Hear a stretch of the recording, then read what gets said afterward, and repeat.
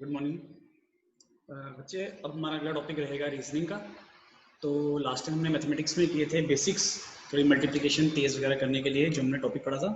और इसका next topic हमारा रहेगा रीजनिंग। ठीक है, तो रीजनिंग में आपको पता है कि जो सबसे ज्यादा मेजर सेक्शन लिखी जाती है वो होती है हमारी पजल्स। ठीक है ना, पजल, सिटिंग अरेंजमेंट। ठीक है ना, और कमिंग एग्जाम भी आपका जेकेंड पी हुआ है। तो मैंने सोचा कि हम पजल स्टार्ट करते हैं क्योंकि उसकी जितनी ज्यादा प्रैक्टिस हो जाए वो बेटर रहेगा। तो स्टार्ट में करूंगा सिटिंग अरेंजमेंट से। ठीक है, बेसिक से ही स्टार्ट करेंगे। ठीक है, कभी सेम डायरेक्शन, कभी opposite direction, then circular arrangement, उसमें पजल्स आएंगी, बॉक्स बेस आएगी, फ्लैट फ्लोर आएगी, देन मिसलिनियस वगैरह कुछ भी पजल आ सकती है, ईयर एंड और कुछ भी। देखिए बेसिक्स का एक ही कॉन्सेप्ट होता है कि आपको क्वेश्चन समझ आना चाहिए। कोई फॉर्मूला नहीं होता पजल का, हमें बस जो जो भी गिवन डाटा दिया होगा हम उसको साइड में शॉर्टकट फॉर्म में लिखते जाएंगे एंड देन अपनी पजल कंप्लीट करेंगे। ठीक है, ये सबसे बस यही एक तरीका पजल करने का, और कोई इसका फॉर्मूला नहीं होता पजल का। ठीक है, तो सबसे ज्यादा मेजर सेक्शन होती है रीजनिंग में। रीजनिंग में सबसे ज्यादा पजल्स, साइलॉग्स हो गया, ब्लड रिलेशन हो गया, डायरेक्शन हो गया, ये कुछ इनइक्वालिटीज, बस यही आपकी मेजर रीजनिंग कंप्लीट कर लेती है। बाकी तो एक एक नंबर के आते हैं, मतलब पजल्स पे ज्यादा ध्यान देना पड़ेगा। तो अब मैं स्टार्ट कर रहा हूँ आपका सीटिंग अरेंजमेंट से। ठीक है, देखिए मैंने क्वेश्चन लिखे यहाँ पे P Q R S T V U, 1 2 3 4 5, हमारे पास टोटल 7 पर्सन है are sitting in straight line. मतलब ये हमारे पास सीटिंग अरेंजमेंट दो तरह की होती है हमारे पास। वैसे तो काफी तरह की होती है, हम नंबर ऑफ पर्सन को एक रो में बिठा देंगे तो लीनियर लाइन में हो जाएगा, लीनियर सीटिंग अरेंजमेंट। सर्कल में बिठाएंगे तो सर्कुलर अरेंजमेंट हो जाएगा। अब क्या पता है स्क्वायर में बिठा दे, ट्राइंगल में बिठा दे, हेक्सागन में बिठा दे, लेकिन आपको उसको बिठाना कैसे वो आना चाहिए। ठीक है, इसका एक बेसिक है सीटिंग अरेंजमेंट का, वो देख लीजिए। देखिए होता क्या, जब भी मेरे पास सीटिंग अरेंजमेंट की है जैसे किसी लीनियर लाइन में, ठीक है, लीनियर लाइन में, तो सपोज एक पर्सन यहाँ पे है। अब जब भी किसी भी पर्सन का राइट या लेफ्ट देखना होगा तो उसकी पोजीशन फिक्स होनी चाहिए। लेकिन मेरे पास पर्सन एक ही है। अब ये पर्सन कहाँ देख रहा है, अगर तो ये पर्सन नॉर्थ देख रहा है, ये हम नॉर्थ लेंगे ऊपर की तरफ, ये ऊपर की डायरेक्शन लेंगे हम नॉर्थ, और नीचे की डायरेक्शन लेंगे हम साउथ।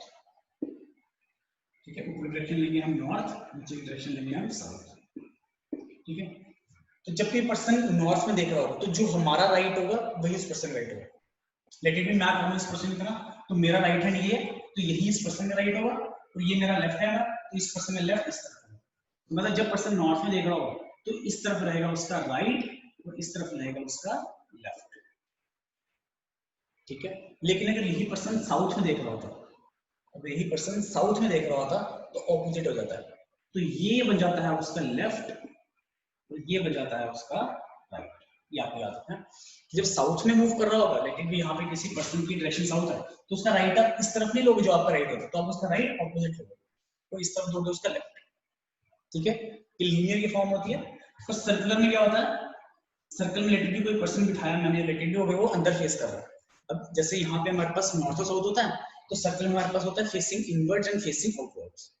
ठीक है, अगर सर्कल में फेस कर रहा है, सर्कल में कोई पर्सन मेरा अंदर की डायरेक्शन फेस कर रहा है, तो उसके इसमें जो हम राइट लेते हैं वो लेते हैं एंटी क्लॉकवाइज।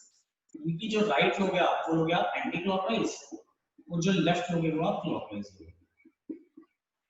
ठीक है, मतलब अगर इस पर्सन के सेकंड राइट पे अमित बैठा लेटेड, तो सेकंड राइट सपोज यहाँ पे एक पर्सन होगा इस तरफ से, फर्स्ट और सेकंड, सेकंड मतलब देखो एंटी क्लॉकवाइज है ना, ये होती है क्लॉकवाइज। जो हमारी घड़ी की डायरेक्शन होती है वो ये एंटी क्लॉकवाइज, क्लॉक के ऑपोजिट। मतलब जब भी पर्सन अंदर फेस कर रहा होगा तो उसका राइट होगा एंटी क्लॉकवाइज डायरेक्शन और उसका लेफ्ट होगा क्लॉकवाइज डायरेक्शन। ठीक है, याद रखना आपको। और जब वही पर्सन सर्कल से बाहर की तरफ फेस कर रहा होगा, फेसिंग आउटवर्ड्स होगा, तो आपने एंटी क्लॉकवाइज में, यहाँ पे एंटी क्लॉकवाइज में राइट लिया था, तो यहाँ जब आप एंटी क्लॉकवाइज जाओगे तो आपका लेफ्ट होगा, लेफ्ट होगा आपका एंटी क्लॉकवाइज। राइटिंग पता नहीं आपको समझ आती है नहीं आती है, मेरे को तो समझ नहीं आती। ठीक है, और जब यहाँ से हम लेफ्ट जाएंगे, जब मैं यहाँ से लेफ्ट जाऊंगा है ना, तो यहाँ पे जब हम राइट जाएंगे तो हमारा हो जाएगा। ठीक है जी, समझ आ गया। बोलेगा इस पर्सन का राइट, ये पर्सन यहाँ बैठा हुआ है तो इसका राइट, तो राइट मतलब क्योंकि साउथ देख रहा है तो राइट मतलब क्लॉकवाइज। और जब ये पर्सन हमारा बोल रहा है, हमारा ये पर्सन साउथ में देख रहा है या फेसिंग आउटवर्ड्स देख रहा है, तो इसका लेफ्ट क्या होगा। अब लेफ्ट आप इस तरफ नहीं जाओगे तो लेफ्ट आप जाओगे एंटी क्लॉकवाइज। ठीक है, ये बस बेसिक होता है थोड़ा सा इसका। तो बाकी और यही चीज यही कॉन्सेप्ट फॉलो होता है चाहे स्क्वायर में आ जाए, स्क्वायर में मूव करेंगे या फिर हेक्सागन आ जाए, सेम कॉन्सेप्ट। अब देखिए जैसे क्वेश्चन है ये सबसे पहली फॉर्म क्या होती है, हमें क्वेश्चन को कैसे स्टार्ट करना होता है। आप क्वेश्चन को रीड करिए, अगर आपको लग रहा है कोई डाटा फिक्स है, हमेशा फिक्स डाटा से हम स्टार्ट करेंगे, जो हमें फिक्स होगा कि कोई एंड पे बैठा है या फिर कोई मिडल में बैठा है या किसी की डायरेक्शन फिक्स है, ठीक है। और बड़ी बार होता है फिक्स डाटा नहीं भी मिलता हमें, तो हमें फिर जो हमारे पास वेरिएबल डाटा था उससे स्टार्ट करना पड़ता है, लेकिन उसमें पॉसिबिलिटीज बढ़ जाती है। आपका काम होना चाहिए कि हमारे पास जितनी पॉसिबिलिटीज कम से कम बने, हमें उस तरीके से अटेम्प्ट करना है। पॉसिबिलिटीज बनती है बड़ी बार 2 3 4 पॉसिबिलिटीज भी बनती है, ऐसे क्वेश्चन आते हैं, ठीक है। देखिए अब जैसे बोला पी क्यू आर एस की V and W are straight line facing north, north में देख रहे हैं। टोटल कितने बंदे हैं, 1 2 3 4 5 6 7, टोटल 7%, मतलब 1 2 3 4 5 6 7। अब ये फेसिंग कहाँ कर रहे हैं, नॉर्थ में, यानी सबकी डायरेक्शन नॉर्थ है। तो मतलब कोई भी पर्सन कहीं बैठेगा तो उसका राइट होगा जैसा मेरा राइट होगा, और उसका लेफ्ट होगा जो मेरा लेफ्ट होगा, ठीक है। अब होता है R sits third to the left of W। अब देखिए मुझे नहीं पता मैं R कहाँ बिठाऊं और W कहाँ बिठाऊं, तो ये डाटा मुझे जो भी आपको लग रहा है कि उस डाटा को फिक्स करने में हमारी पॉसिबिलिटी ज्यादा बन जाएगी, उसको आप पहले साइड पे लिख लीजिए। R sits third to the left of W, मतलब W के थर्ड लेफ्ट पे कौन है, R। इस तरीके से हम इसको लिखेंगे डाटा, ठीक है। R sits third to the left of W के थर्ड लेफ्ट में आ गया हमारे पास R। Neither N nor W sits at extreme end of line। अब कहता है कि एक्सट्रीम एंड, लाइन के एक्सट्रीम एंड्स होते हैं हमारे पास, ये होता है एक्सट्रीम एंड और ये होता है एक्सट्रीम एंड। कहते हैं कि ना ही N ना ही W हमारा एक्सट्रीम एंड है, मतलब यहाँ पे N भी नहीं है, यहाँ पे W भी नहीं है, यहाँ पे N भी नहीं है, यहाँ पे W भी नहीं है। हमारी जो एक्सट्रीम एंड है लाइन की, वहां पे ना ही N होगा ना ही W होगा। Only one person sits between R and T। अब जब भी आप R को जहां बिठाओगे तो R और T में केवल एक ही पर्सन बैठेगा, ये भी मैंने डाटा लिख लिया। S is not an immediate neighbor of R और W, मतलब कि R और W के साथ S नहीं बैठता है, इसका मतलब R के साथ S ना, S is not an immediate neighbor of R, मतलब S ना ही R के साथ बैठेगा और S ना ही W के साथ बैठेगा, ठीक है। मैंने इन दोनों को इकट्ठे लगाया हुआ, लेकिन दोनों इकट्ठे बैठेंगे मतलब cross. S is not an immediate neighbor, immediate neighbor नहीं बैठा, मतलब इकट्ठे एडजेसेंट नहीं है, वो दूर दूर हो सकते हैं, कोई पर्सन बीच में आ सकता है। S is not an immediate neighbor of R, ना ही S R के साथ बैठेगा और ना ही S W के साथ बैठेगा। Full stop. Two people sit between T and P। यहाँ पे से तो कहता है T और P में कितने पर्सन बैठे हैं, 2 बैठे हैं। T और P में 2 पर्सन बैठे हैं। Full stop. Q is an immediate neighbor of S, मतलब Q जो है वो immediate neighbor है S का। अब देखिए हमें इसने यहाँ बोला कि यहाँ पे W नहीं आ सकता, ठीक है ना, तो W यहाँ, तो मैं W यहाँ नहीं यहाँ लेके जा सकता हूँ। अब मैं ये स्टेप क्यों पकड़ रहा हूँ, क्योंकि देखो इसमें 3 का गैप है ना, इसके थर्ड लेफ्ट मतलब 2 का गैप आ जाएगा। तो देखिए अगर मैं इसको इस तरीके से करता हूँ, मैं ये इस इंस्ट्रक्शन में फिक्स करता हूँ, तो W यहाँ नहीं हो सकता। अगर W यहाँ पे होगा तो W के थर्ड लेफ्ट में, फर्स्ट सेकेंड थर्ड लेफ्ट में कौन होगा, R। और एक पॉसिबिलिटी बनती है अगर W यहाँ होता, 1 2 3 R यहाँ भी बन सकता था। और अगर W मेरा यहाँ पे होता, 1 2 W यहाँ होता तो फर्स्ट सेकंड थर्ड, तो R मेरा यहाँ भी हो सकता था, ऐसा हो सकता था। तो अगर W यहाँ पे होता तो 1 2 3 R यहाँ भी हो सकता था, है ना। अब मैं R को यहाँ फिक्स करूँ तो मेरे को पता है कि R और T में एक का गैप है ना। तो देखिए लीनियर अरेंजमेंट में ना आप एक ही लाइन में काफी सारे पॉसिबिलिटीज लेके चल सकते हो, आपको अलग डायग्राम बनाने की जरूरत नहीं पड़ेगी। तो देखो मैं इसमें कैसे करता हूँ, एक मैंने केस नीचे ले लिया, W अगर ये होगा तो W के थर्ड लेफ्ट में, फर्स्ट सेकंड थर्ड लेफ्ट में, यहाँ पे अगर W रखूंगा तो फर्स्ट सेकंड थर्ड, देखो मैं लेफ्ट इसी तरफ क्यों ले रहा हूँ, क्योंकि सारे नॉर्थ देख रहे हैं, ठीक है। और अगर आप W इस तरफ ले लोगे तो फर्स्ट सेकंड थर्ड R आ जाएगा यहाँ, क्योंकि एंड पे R तो हो सकता है। ये 3 केस मैंने इससे ले लिए। अब ये तीनों केस, ये जो तीनों के तीनों केस है मेरे, मैं इनको साइमल्टेनियसली चलाऊंगा, ठीक है। यहाँ पे हमारे पास W, ठीक है, ये W हमारे पास, ये W है, ठीक है, ये जो आपको तरफ है ये W है। अब देखिए अब कहता है R और T में एक है और T और P में 2 है, मतलब अगर R यहाँ है तो T यहाँ भी हो सकता है, T यहाँ भी हो सकता है, पॉसिबिलिटी। अगर R यहाँ T यहाँ नहीं हो सकता, याद खत्म हो गया, मतलब इस केस में T का एक ही केस बनेगा, और इस केस में भी अगर R यहाँ है तो T का एक ही केस बनेगा, समझ आ रहा है। मतलब देखो अगर R यहाँ पे है तो T तो मेरा कंफर्म ही आएगा, और अगर R यहाँ है, R में 1% छोड़ दे तो T मेरा आएगा यहाँ पे। अब ये कंडीशन, यहाँ पे 2 केस हो सकते हैं, मतलब मेरा जब यहाँ पे N नहीं आएगा ना, W तो हमने फिक्स कर दिया तो मैं W हटा देता हूँ, W मैंने फिक्स कर दिया तो W में हटा देता हूँ, मेरे को पता है N नहीं आएगा। अब इस केस में मुझे T को फिक्स करना है, तो R और T में हमारे पास एक ही पर्सन है, 1%, R और T में एक ही पर्सन, तो T मेरा यहाँ भी हो सकता है वो टी मेरा यहाँ भी हो सकता है। तो मैंने इसको सर्कल में कर दिया। जब मेरे को कंफर्म नहीं है जिसकी दो पोजीशंस आ रही हैं, अब मैं इससे डायग्राम अलग नहीं बनाऊंगा, मैंने सर्कल बना दी कि इन दोनों में से एक जगह टी है, ठीक है। जब मैंने ये भी ले लिया, आर और टी भी ले लिया, अब टी और पी में 2% है। अब देखो अगर टी यहाँ पे है तो 1 2 पी यहाँ आ सकता है, आ सकता है। अगर टी यहाँ है 1 2 पी यहाँ भी आ सकता है, ठीक है। यहाँ पे देखो पी 1 2, यहाँ पे तो पी नहीं आ सकता ना इस केस में, क्योंकि देखो इस केस में ये रहा, अच्छा वो पी दिख नहीं रहा, ये आपका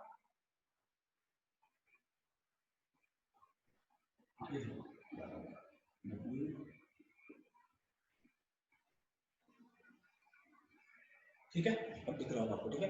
अगर यहाँ पे मैंने W लिया तो 1 2 थर्ड लेफ्ट में R आ गया। अब अगर यहाँ पे R है तो R आ गया यहाँ पे, तो T मेरा होगा यहाँ पे, है ना, T मेरा यहाँ पे होगा, R और T में 1 का गैप है। अब T कंडीशन, T और P में 2 का गैप है, T और P में 2 का गैप है मेरे पास, ठीक है, ये मैं लगाऊंगा। अब उसने बोला कि S के साथ R नहीं हो सकता, हमारे पास S नहीं है, देखो R के साथ S नहीं हो सकता, मतलब R के साथ यहाँ पे S नहीं है और यहाँ पे S नहीं है। वैसे अगर R यहाँ पे S नहीं है, यहाँ पे S नहीं है, यहाँ पे S नहीं आ सकता, यहाँ पे S नहीं आ सकता। और अगर यहाँ पे R है तो R के साथ यहाँ पे S नहीं आ सकता, ठीक है। मैं जो छोटा छोटा लिख रहा हूँ इसका मतलब ये आइटम यहाँ पे नहीं आ सकता, ठीक है। हमारे पास S के साथ R नहीं आ सकता ना, या R के साथ S नहीं आ सकता, तो मैंने R के साथ S नहीं आ सकता क्योंकि S और R इमीडिएट नेबर नहीं होने चाहिए थे, तो मतलब S यहाँ नहीं आ सकता, S यहाँ नहीं आ सकता। इस वाले केस में R यहाँ है तो मैं तीनों के साइमल्टेनियसली लेके चल रहा हूँ, ठीक है। अगर R यहाँ है तो S यहाँ पे भी नहीं आ सकता, और थर्ड वाला केस, ये हमारा थर्ड केस चल रहा होगा, ठीक है। इस केस में R यहाँ पे तो S यहाँ नहीं आ सकता। उसने बोला था W के साथ भी S नहीं आ सकता, तो W यहाँ, W के साथ S यहाँ नहीं आ सकता, W यहाँ है S यहाँ नहीं आ सकता, है ना, W यहाँ है तो S यहाँ नहीं आ सकता। और हमारे पास W यहाँ है तो S यहाँ भी नहीं आ सकता, ठीक है। हमने इसको भी यूज कर लिया। अब देखो कैसे फिक्स करेंगे। अब देखो मेरे पास यहाँ पे इस केस में, पहले मैं एक केस पकड़ता हूँ, मेरे पास यहाँ पे R है, यहाँ पे W है, ठीक है। यहाँ पे आ रहा है, यहाँ W है। अब S मेरा कहाँ का नहीं आ सकता, देखो यहाँ पे आ रहा है W, मेरा S यहाँ नहीं आ सकता, मतलब यहाँ पे S नहीं हो सकता, यहाँ पे S नहीं हो सकता, यहाँ पे नहीं हो सकता, और यहाँ पे भी S नहीं हो सकता। मतलब दो पहले से फिक्स थे और इन तीन में S नहीं आ सकता, और इन तीन में S नहीं आ सकता। तो मतलब S कहाँ आएगा, यहाँ तो S यहाँ आएगा, यहाँ तो S यहाँ आएगा, यहाँ तो S यहाँ आएगा, यहाँ तो S यहाँ आएगा। समझ आ रहा है मैं क्या बोल रहा हूँ। मैंने बोला कि मेरे पास P यहाँ था, तो T इन दोनों में से कहीं भी हो सकता है, तो S मेरा ये तीन जगह S नहीं हो सकता, यहाँ पे S नहीं हो सकता, यहाँ पे भी ऑलरेडी आ रहा है, यहाँ पे भी S नहीं हो सकता, यहाँ पे भी S नहीं हो सकता, यहाँ भी S नहीं हो सकता। मतलब ऐसी कंडीशन एक बच रही है, ये वाला लास्ट वाली, और ऐसी कंडीशन बच रही है लास्ट वाली। अब आप इन दोनों में से X को कहाँ फिक्स करोगे, आप X को ऐसी जगह फिक्स करोगे जहाँ पे S के साथ Q।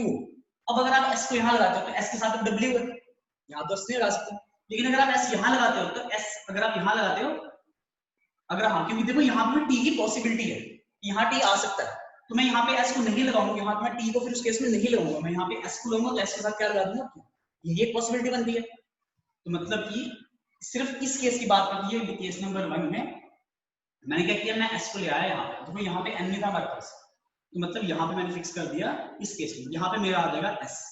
अगर यहाँ पे S आ गया तो यहाँ पे आ जाएगा मेरा Q, अगर यहाँ पे S यहाँ पे Q तो यहाँ पे मेरा T ही आएगा, मतलब यहाँ पे T ही आएगा, समझा। S Q T यहाँ पे आ गया, W यहाँ पे आ गया। अब मेरे पास N यहाँ नहीं आना चाहिए, उसने बोला कि N यहाँ नहीं, तो N कहाँ बचेगा, N यही बचेगा हमारे पास।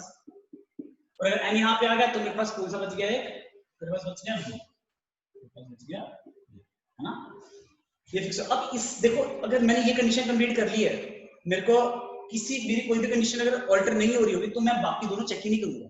वैसे मैं अभी करूंगा क्योंकि वो गलत होनी चाहिए, लेकिन अगर आपका पहला ही केस बन गया तो आप बाकी केस को नहीं देखोगे, फिर टाइम वेस्ट है। क्योंकि अगर लेकिन आपको चेक करना है कोई भी कंडीशन गलत ना हो। कंडीशन देखो, W के थर्ड लेफ्ट में R, W के 1 2 3 थर्ड लेफ्ट में R, कंडीशन सही है। R और T में एक, R और T में कंडीशन सही है। S और R इकट्ठे नहीं है, S और R इकट्ठे नहीं है, कंडीशन सही। S और W इकट्ठे नहीं है, S और W इकट्ठे नहीं है, कंडीशन सही। T और P में 2 का गैप, P कहाँ गया हमारा, 1 2 3 4 5 6 7, Q और S इकट्ठे आ गए। T कहाँ गया, हमारे पास मेंबर्स थे, कौन सा एक्स्ट्रा ले लिया, N कहाँ से आ गया, अरे N तो था ही नहीं। उसने बोला था कि यहाँ पे हमारे पास, मैंने N कहाँ से लिया, neither N nor W sits at extreme end, N तो है ही नहीं क्वेश्चन में, नाइदर आर और W, R sits third to the left of W, neither are not W, ये आर है बच्चे, ये आर एन है ही नहीं क्वेश्चन में, एन कहां से आएगा, एन तो क्वेश्चन में है ही नहीं है, एन तो क्वेश्चन में है ही नहीं, एन कहां से आएगा। चलो ठीक है, मैं बस ये कंडीशन चेंज करता हूँ, नाइदर और नॉर डब्ल्यू सिक्स एक्सट्रीम है, एक्सट्रीम एंड पे मतलब ना ही आर बैठेगा ना ही डब्ल्यू बैठेगा, मतलब आर यहाँ पे नहीं होना चाहिए, ठीक है ना, आर यहाँ पे नहीं होना चाहिए था, मेरी ये कंडीशन थी, आर यहाँ पे नहीं होना चाहिए, ठीक है। अब देखिए जो मैंने पैटर्न बनाया ना उसको देखता हूँ पहले, डब्ल्यू के थर्ड लेफ्ट पे एक दो तो थर्ड लेफ्ट आर आ रहा है, बिल्कुल आर टी में एक आ रहा है, एस और आर इकट्ठे नहीं है, एस और डब्ल्यू इकट्ठे नहीं है, टी और पी में दो का गैप होना चाहिए। अब अगर यहाँ पे टी है, अगर यहाँ पे मेरे पास टी है तो टी और पी में दो का गैप बनाएगा, टी एक दो, यहाँ पे पी होना चाहिए था, उस केस में यहाँ पे पी होना चाहिए था, लेकिन यहाँ पे क्या आ रहा है हमारे पास, क्यू आ रहा है, लेकिन ठीक है, इसको वैसे दोबारा बनाना पड़ेगा क्योंकि मैंने कंडीशन कर दिया, मैं इस केस को दोबारा बना लेता हूँ, ठीक है, हमने एन ले लिया था, इसमें गलत हो गया, कोई बात नहीं, मैं जल्दी से करता हूँ। देखिए उसने बोला था, अब मैंने ये वाला केस था यहाँ पे डब्ल्यू, डब्ल्यू के थर्ड लेफ्ट में एक दो तीन, 1 2 3, थर्ड लेफ्ट में आ गया इसका आर, ठीक है, उसके बाद आ गया हमारे पास neither are not W experimentally नहीं है, ना ही यहाँ पे आर है, अब डब्ल्यू मैंने यहाँ ले लिया तो मतलब आर यहाँ में नहीं लूंगा, बिल्कुल डब्ल्यू इधर आर आ गया तो ठीक है, आर और डब्ल्यू जो है एंड में नहीं होंगे, अगर मैंने डब्ल्यू यहाँ लिया है आर यहाँ लिया तो आर और डब्ल्यू एंड पे तो होंगे नहीं, नाइदर आर नॉट डब्ल्यू से एक्सपेरिमेंट होगा, ये तो ठीक हो गया, only 1% between R and D, अब आर और डी में 1% है, टी इधर भी आ सकता है, टी इधर भी आ सकता है, ठीक है, only 1% between R and D, S is not an immediate neighbour of R और डब्ल्यू, आर और डब्ल्यू का एस इमीडिएट नेबर नहीं है, मतलब एस इधर भी नहीं आएगा, एस इधर भी नहीं आएगा, इमीडिएट नेबर ऑफ एस जो है ना ही आर ना ही डब्ल्यू के साथ होना चाहिए, आर के साथ एस नहीं आएगा, डब्ल्यू के साथ भी एस नहीं आएगा, तो एस मेरा यहाँ भी नहीं आएगा, एस मेरा यहाँ भी नहीं आएगा, ठीक है, देखो एस यहाँ नहीं है, यहाँ भी नहीं है, यहाँ भी नहीं है, यहाँ भी नहीं है, यहाँ भी नहीं है, तो मतलब इन दोनों में से एक जगह एस होगा, और यहाँ पे तो आर है, तो मतलब एस मेरा यहीं पे आना चाहिए, और अगर एस यहाँ आना चाहिए तो टी मेरा यहीं आना चाहिए, ठीक है। उसके बाद हमारे पास एस आर हो गया, डब्ल्यू हो गया, टी और पी में दो का गैप, टी इस तरफ तो होगा टी एक दो, यहाँ पे पी होना चाहिए, और अगर टी और पी इकट्ठा गए तो क्यू और एस इकट्ठे होंगे, ये वाला केस हमारा गलत है इसका मतलब, ठीक है, पहले ही बजर में टाइम लग गया लेकिन थोड़ी एरर हो गया था तो इसीलिए पहला कंडीशन गलत हो गई, ठीक है। अब दूसरी कंडीशन में आते हैं, यहाँ पे डब्ल्यू के 1 2 3 थर्ड लेफ्ट में आर, मैंने बस कंडीशन सेटिस्फाई कर दी, आर और टी में एक आ गया, आर और टी में एक आ गया, बिल्कुल ठीक है, एस और आर इकट्ठे नहीं है, आर के साथ यहाँ एस नहीं आएगा और डब्ल्यू के साथ भी एस नहीं, एस यहाँ भी नहीं आएगा, यहाँ भी नहीं आएगा, अब देखो एस यहाँ नहीं है, यहाँ भी नहीं है, यहाँ भी नहीं है, यहाँ पे टी है, यहाँ भी नहीं है, यहाँ पे, तो एस कहाँ बचा, एस यहाँ बचा, और अगर एस यहाँ बचा तो यहाँ पे क्या आना चाहिए, क्यू, एस के साथ क्यू आना चाहिए, पी यहाँ है, टी और पी में दो का गैप होना चाहिए, पी यहाँ है एक दो, यहाँ पे पी होना चाहिए, पी और पी में दो का गैप सेटिस्फाई कर गया, क्यू एस इकट्ठे सेटिस्फाई कर गया, यहाँ कौन सा बचा हमारे पास, P Q R S T U भी, यहाँ हमारे पास बचा भी, देखो इसमें सारे सेटिस्फाई कर गए, एक बार फिर चेक कर लेते हैं, डब्ल्यू के थर्ड लेफ्ट में आर, डब्ल्यू के थर्ड लेफ्ट में आर, 1 2 3 सेटिस्फाई है, आर और टी में का गैप, आर और टी में का गैप सेटिस्फाई है, एस और आर इकट्ठे नहीं है, एस यहाँ पे आर यहाँ पे इकट्ठे नहीं है, सेटिस्फाई, एस और डब्ल्यू इकट्ठे नहीं है, एस यहाँ डब्ल्यू इकट्ठे नहीं है, सेटिस्फाई, टी और पी में दो का गैप, पी यहाँ एक दो पी, टी और पी में दो का गैप सेटिस्फाई है, और क्यू और एस इकट्ठे हैं, यही हमारा सोल्यूशन है, हम तीसरे वाले को भी ट्राई नहीं करेंगे, ठीक है, हम तीसरे वाले को भी ट्राई नहीं करेंगे, तो हमारा ये आ गया, हमारा सोल्यूशन आ गया ये, ठीक है। लेकिन आपको देखो हमें क्या पता था कि ये सेकंड वाला सोल्यूशन आता, पहले मैंने 3 केस ड्रॉ कर लिए जितने मेरे फिक्स होते थे, और फिर मैं एक कंडीशन को एक पैटर्न में पूरा लगाता गया, आप ऐसा भी कर सकते हो कि एक कंडीशन को तीनों में इकट्ठे लगाओगे, वैसे भी कर सकते हो, उसमें टाइम थोड़ा ज्यादा लग जाता है, लेकिन ये है कि एक ही बात है, अगर बड़ी बार आपको होता है कि पहली वाली जो टाइप ली होगी आपने, पहला वाला आपने पैटर्न लिया होगा वही सेटिस्फाई करेगा तो आपको जल्दी हो जाएगा, लेकिन अगर आप तीनों इकट्ठे लोगे तो आपका सेम ही टाइम लगेगा, ठीक है, अगर ये नहीं आया तो फिर तो टाइम एक्स्ट्रा लगेगा, क्योंकि बड़ी बार होता है कि पहला ही पैटर्न यहाँ पे हमारा पहला ही बना, दूसरा बन गया, दूसरा नहीं बनता फिर मैं तीसरा में लेता, फिर टाइम लग जाता, तो इस तरीके से हम लीनियर अरेंजमेंट को सॉल्व करते हैं, ठीक है। अब इसमें हमारे पास डायरेक्शन सारे सेम थे तो आसान था, बड़ी बार होता है हमारे पास डायरेक्शन ऊपर नीचे होती है, बोलता है कुछ नॉर्थ देख रहे हैं कुछ साउथ देख रहे हैं, रिलेटिवली 7 बंदे थे, 4 उधर देख रहे हैं, 4 नॉर्थ देख रहे हैं और 3 साउथ देख रहे हैं, तब हमें थोड़ा सा सोचना पड़ता है, ये थी हमारी फर्स्ट टाइप, ठीक है, जिसमें हमारे पास सिंपल एक डायरेक्शन चाहे नॉर्थ ही हो चाहे साउथ ही हो, ठीक है। अब इसमें मैं क्वेश्चन बताता हूँ, इसमें हमारे पास क्वेश्चन कैसे आते हैं, जैसे देखिए क्वेश्चन मेरे पास है, इसमें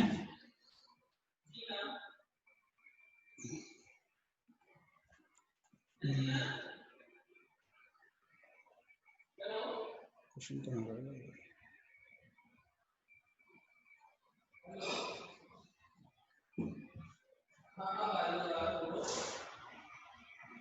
देखिए पहला क्वेश्चन है, who amongst the following sits exactly between R and T?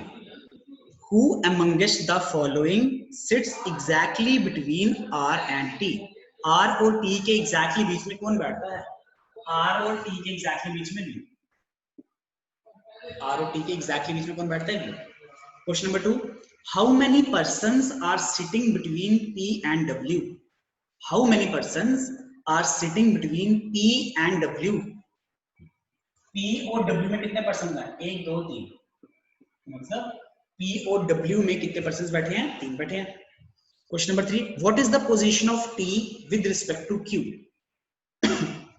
What is the position of T with respect to Q? Q के हिसाब से T की पोजीशन क्या है? Q के हिसाब से T की position second to the left है ना, क्योंकि Q के लेफ्ट में है तो आ जाएगा सेकंड टू द लेफ्ट। ठीक है, फिर उसके बाद हमारे पास, ठीक है, ये थे हमारे पास क्वेश्चन। ये हमारी थी हमारे पास जो सिंपल सबसे बेसिक पजल आती है कि यानी इसमें आपको बताना था कि हम अरेंजमेंट कैसे करते हैं। ठीक है, ये सबसे बेसिक फॉर्म है पजल की। ठीक है, लेकिन केसेस हो सकता है, बड़ी बात होता है सिंगल केस बन जाता है, इसमें केसेस बन रहे तो हमने केसेस बनाए। ठीक है, अब मैं इसमें दूसरा केस करते हैं कि हमारे पास डायरेक्शन अलग अलग आती है, बड़ी बात होती है कि डायरेक्शन अलग आ जाती है हमारे पास।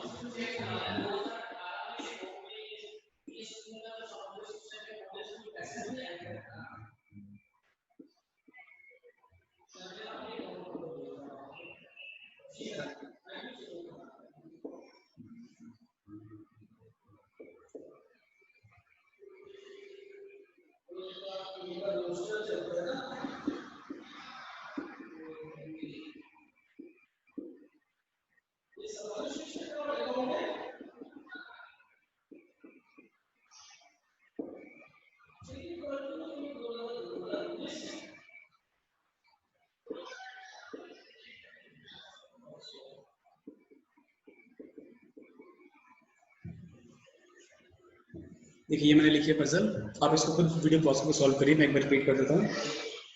S T U V W X Y Z partial circular area, only two people facing the center is in the center and rest face outside, ठीक है। Y sits second left of W, Y sits second to the left of W, S sits second left of Y, S sits second left of Y, only one person sits between S and Z, only one person sits between S and Z, T sits immediate next to S, T sits immediate next to S, T is not an immediate neighbor of Y, T is not an immediate neighbor of Y, V is not an immediate neighbor of Y, V is not an immediate neighbor of Y, both the immediate neighbors of X facing the center, both the immediate neighbors of X facing the center, ठीक है। तरीका वही रहेगा, हम पहले इस puzzle को shortcut form में, कोडिंग फॉर्म में जनरेट करेंगे एंड देन उसको जितने उसके केसेस बनेंगे उस हिसाब से करते जाएंगे। और देखिए हमारे पास कितने परसेंट है, हमारे पास 1 2 3 4 5 6 7 8, हमारे पास टोटल 8% है।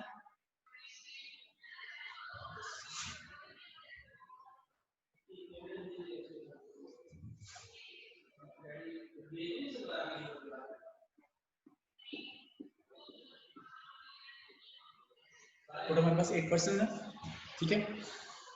कहता है कि only 2 people facing the centre, हमारे पास सिर्फ 2 लोग हैं, तो ये हमारे पास circular area, circular area, circular, ठीक है, सर्कुलर एरिया हमारे पास ये आ गया हमारे पास सर्कल, ठीक है। 1 2 3 4 5 6 7 तो लेट आ गया। हमारे पास 2% है, यानी कि हमारे पास 2% है जो इनसाइड देख रहे हैं और 5% है जो आउटसाइड देख रहे हैं।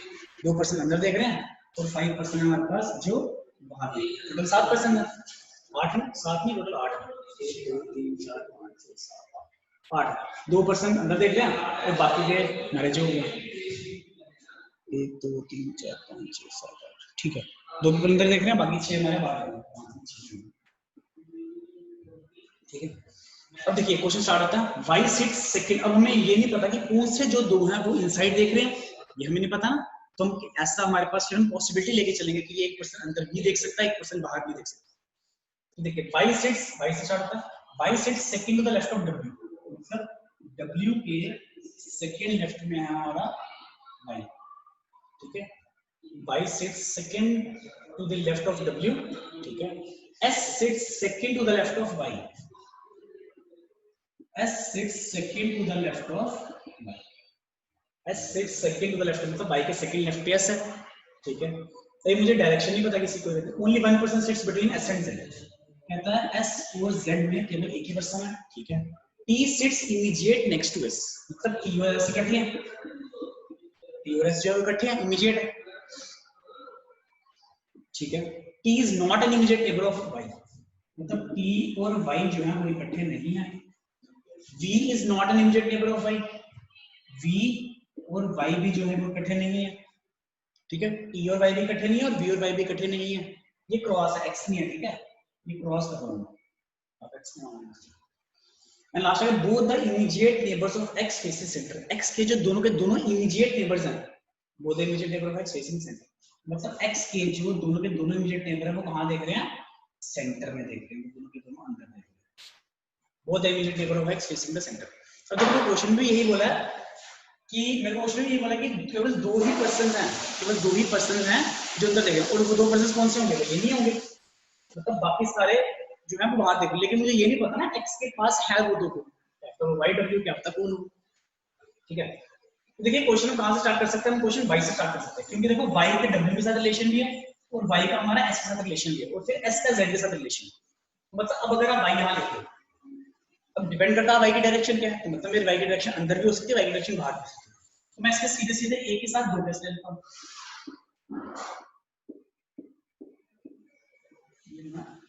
मैं इसके 2 केस ले लेता हूं, ठीक है। अब देखो, अब मैं एक बार मानता हूं वाई की डायरेक्शन अंदर है, एक बार वाई की डायरेक्शन बाहर, ठीक है, वाई की डायरेक्शन मान ली मैंने बाहर। अब देखो कहता है y के सेकंड लेफ्ट में s है, y के सेकंड लेफ्ट में कौन है, s, तो देखो y के सेकंड लेफ्ट में s है, अगर y यहां है सेकंड लेफ्ट, अब अगर इसकी डायरेक्शन इनसाइड है, मैंने आपको बताया था अगर इनसाइड होगा तो जो हमारा राइट होगा दैट इज एंटी क्लॉकवाइज और जो हमारा लेफ्ट होगा दैट इज क्लॉकवाइज, ठीक है। तो हमारा y फेसिंग इनवर्स कर रहा है, तो हमारा जो लेफ्ट होगा दैट इज क्लॉकवाइज, तो y के सेकंड लेफ्ट में s, मतलब 1 2 यहाँ पे आ गया हमारा s, और साथ साथ उसने बोला कि s तो z में एक है, तो अगर s यहाँ है तो z आ जाएगा यहाँ पे। यही केस मैं यहाँ पे लेके चलता हूँ, ये y इधर, यही केस हम यहाँ पे लेके चलते हैं अगर मेरा y आउटवर्ड्स है। अब अगर मेरा y आउटवर्ड्स है, मैंने को बताया था अगर y आउटवर्ड्स हो तो उसका लेफ्ट क्या हो जाएगा, एंटी क्लॉकवाइज, है ना। जब आउटवर्ड्स होगा तो उसका लेफ्ट हो जाएगा एंटी क्लॉकवाइज। तो y के सेकंड लेफ्ट में w, हाँ y के सेकंड लेफ्ट में s, y के सेकंड लेफ्ट में आ जाएगा हमारे पास s, और s और z में एक, s और z में एक क्वेश्चन। मतलब मैंने एक ये कंडीशन फिक्स कर दी, एक ये कंडीशन फिक्स कर दी। अब उसने बोला s के साथ कौन होगा, t, s के साथ कौन होगा, t, मतलब s के साथ t मेरा यहाँ भी हो सकता है, तो जो जिसकी पॉसिबिलिटी बनेगी उसको मैं सर्कल में कर दूंगा, ठीक है। s के साथ t यहाँ भी हो सकता है, यहाँ भी हो सकता है, और इस कंडीशन में s के साथ t मेरा यहाँ भी हो सकता है, t मेरा यहाँ भी हो सकता है, ठीक है जी। ये कंडीशन भी ले ली हमने। t और y इकट्ठे नहीं है। अब देखो मेरी t की लोकेशन ही मेरी फिक्स नहीं है, तो मैं y को फिक्स नहीं कर सकता ना, लेकिन कर सकते हैं t और y इकट्ठे नहीं है, इसका मतलब t मेरा यहाँ नहीं आ सकता। t और y अगर t को यहाँ हो सकता है, यहाँ से मतलब t मेरा यहाँ नहीं होगा, मतलब t अगर यहाँ नहीं होगा तो मतलब t की लोकेशन यहाँ पे आ जाएगी। और यहाँ पे उसने बोला t और y इकट्ठे नहीं है, तो मतलब t मेरा यहाँ नहीं होगा, मेरा t यहाँ पे आ जाएगा, ये भी कंडीशन हो गई। उसने बोला कि y और v इकट्ठे नहीं है, मतलब y के साथ v नहीं आएगा, मतलब v यहाँ भी नहीं आएगा, v यहाँ भी नहीं आएगा, और यहाँ पे v यहाँ भी नहीं आएगा, v यहाँ भी नहीं आएगा। अब देखो जरा v ये दो प्लेसेस पे नहीं आ सकता, ये फिक्स है, मतलब v इन दोनों में से कहीं है, v इन दोनों में से कहीं है, और यहाँ भी v यहाँ नहीं है, तो v मेरा इन दोनों में से कहीं है, ठीक है। उसको फिक्स करते हैं बाद में। बाकी x के इमीडिएट नेबर्स अंदर देख रहे हैं। अब देखिए ये वाली कंडीशन हमारे पास आ सकती है, w के सेकंड लेफ्ट में कौन है भाई, w के सेकंड लेफ्ट में। अब अगर y यहाँ है तो देखो सेकंड लेफ्ट 1 2, w यहाँ हो नहीं सकता, मतलब w मेरा कहाँ होगा, यहाँ पे होगा। देखो सेकंड लेफ्ट मतलब दो सेकंड प्लेस पे आना चाहिए y से, यहाँ तो इधर आएगा या तो इधर आएगा। अब अगर w y के यानी कि y जो है w के सेकंड लेफ्ट में, अगर w यहाँ होता तो सेकंड लेफ्ट में इस तरफ लाता, लेकिन यहाँ तो s फिक्स है, मतलब w मेरा यही आना चाहिए। अगर w यहाँ आया, अब w का सेकंड लेफ्ट, देखो w से अगर मैं y की तरफ जाऊंगा तो ये कौन सी डायरेक्शन आ गई, ये आगे मेरी क्लॉकवाइज, है ना। w से अगर मैं जाऊंगा, क्योंकि w के सेकंड लेफ्ट में कौन है भाई, मतलब w के सेकंड लेफ्ट में मतलब मैं क्लॉकवाइज जा रहा हूं, और क्लॉकवाइज में जब हम लेफ्ट लेते हैं तो डायरेक्शन क्या होती है हमारी, इनवर्ड्स। वैसे यहाँ देखो अगर y यहाँ है सेकंड लेफ्ट में, मतलब सेकंड गैप पे s बैठा है, तो मतलब यहाँ पे आएगा हमारे पास w, यहाँ पे आएगा w। अब w के सेकंड लेफ्ट में, अब देखो अब यहाँ से w से अगर मेरे को y जा रहा है तो मुझे कहाँ जाना पड़ रहा है, एंटी क्लॉकवाइज, सेकंड तो जाना पड़ रहा है, लेकिन एंटी क्लॉकवाइज जाना है, तो एंटी क्लॉकवाइज जाना है, और एंटी क्लॉकवाइज लेफ्ट होना चाहिए, तो एंटी क्लॉकवाइज लेफ्ट होता है जब y की डायरेक्शन कहाँ पे होगी, बाहर। यहाँ पे y की डायरेक्शन अंदर है, यहाँ पे डायरेक्शन, यहाँ पे डायरेक्शन बाहर, ठीक है। अब देखिए w यहाँ पे, तो v मेरा यहाँ भी नहीं, v मेरा यहाँ नहीं, तो v मेरा कहाँ पे होगा, ऑब्वियसली v यहाँ होगा। इस केस में भी v मेरा इधर नहीं, v मेरा इधर नहीं है, तो v की कंडीशन यहाँ बची, तो v मेरा यहाँ होगा। तो दोनों केस चल रहे हैं इकट्ठे। अब उसके बाद अभी तो दोनों केस हैं, अब v इन दोनों में से अब मेरा कौन सा बच गया, हमारे पास वेरिएबल कौन सा बच गया, एक हमारे पास s हो गया, s और z हो गया, ts इकट्ठे, t और y इकट्ठे नहीं आए, ठीक है ठीक है। अच्छा देखिए हमें बोला था कि दो इनसाइड देख रहे हैं और दो इनसाइड देख रहे हैं और 6 बाहर देख रहे हैं, और बोला था कि x के जो दोनों इमीडिएट नेबर है वो कहां देख रहे हैं, इनसाइड। तो देखिए ये दोनों प्लेसेस बचे यहाँ पे, अगर आप x को यहाँ लगाओगे, देखो पहली बात तो मेरी ये दोनों इनसाइड देख रहे हैं, अगर ये दोनों, तो बाकी सारे कहां होंगे, बाहर, तो ये भी बाहर, ये भी बाहर, ये भी बाहर, ये भी बाहर, ये भी बाहर, ये भी बाहर, ये सारे बाहर आएंगे। तो मतलब अगर ये बाकी सारे बाहर देख रहे हैं, ये दोनों अंदर देख रहे हैं, तो यहाँ पे मेरी प्लेस खाली भी, मतलब यहाँ पे मेरे पास x आना चाहिए, क्योंकि x के इमीडिएट नेबर्स कहां देख रहे हैं, आउटसाइड, है ना। इमीडिएट नेबर x फेसिंग नहीं, x के immediate neighbours facing centre, sorry, तो यहाँ पे x आएगा तभी तो x के इमीडिएट नेबर्स कहां देख रहे हैं, सेंटर, बिल्कुल ठीक है। और तो यहाँ पे कौन सा बच गया हमारे, यहाँ पे हमारे पास बच गया s t u बच गया हमारे पास, s t u v, तो हमारे पास ये केस बिल्कुल करेक्ट हो गया। अब इसको चेक कर लेते हैं। अब अगर यहाँ पे डालना, देखो यहाँ पे मेरे पास एक इनसाइड, मेरे पास कौन सा है, मेरे पास अभी तक यहाँ पे इनसाइड कोई भी नहीं है, ठीक है ना। अब मेरे पास यहाँ पे इनसाइड कोई भी नहीं, मतलब मेरे पास जो x है, x जो है मेरे पास इन दोनों में से आना चाहिए। अब आप चाहे x यहाँ लगाओ चाहे आप x यहाँ लगाओ, मतलब ये दो पोजीशन बची ना, x यहीं पे आना है। अब चाहे आप x यहाँ लगाओ चाहे आप x यहाँ लगाओ, अगर आप x यहाँ लगाओगे तो x का एक इमीडिएट नेबर कहाँ देख रहा है, बाहर, कंडीशन गलत होगी भाई, क्योंकि x के दोनों इमीडिएट नेबर्स कहाँ देखने चाहिए थे, इनसाइड। अगेन यहाँ पे अगर आप x डालते तो x के यहाँ पे भी इमीडिएट नेबर कहाँ देख रहे थे, बाहर देख रहे थे, तो सीधे गलत हो गया। मतलब ये कंडीशन हमारी गलत, हमारा ये कंडीशन सीधे सही हो गया। ठीक है, ठीक है बच्चे। तो ये कंडीशन होगी हमारे पास। तो आपको क्या करना है, घर पे लीनियर इसकी अरेंजमेंट की प्रैक्टिस करिएगा, ठीक है। ये आई थिंक ऑफ होने वाला, तो इसकी प्रैक्टिस करिए घर पे, ठीक है। अब मैं इसकी क्लास अगेन डालूंगा सीटिंग अरेंजमेंट की, तो घर पे जितनी प्रैक्टिस होती है करिए। बाकी हम इसकी और प्रैक्टिस करेंगे, सर्कुलर की, स्क्वायर की, हेक्सागोनल की प्रैक्टिस करेंगे। बस आप इसकी घर पे थोड़ी प्रैक्टिस करेंगे, पजल सबसे इंपॉर्टेंट होती है, ठीक है। ओके बच्चे, थैंक यू।